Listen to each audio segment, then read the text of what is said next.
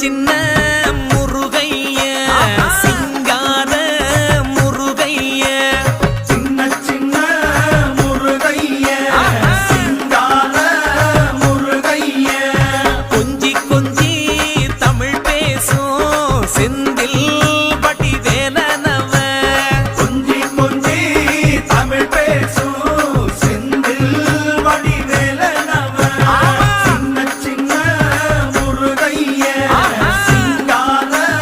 முருகைய கொஞ்சி கொஞ்சி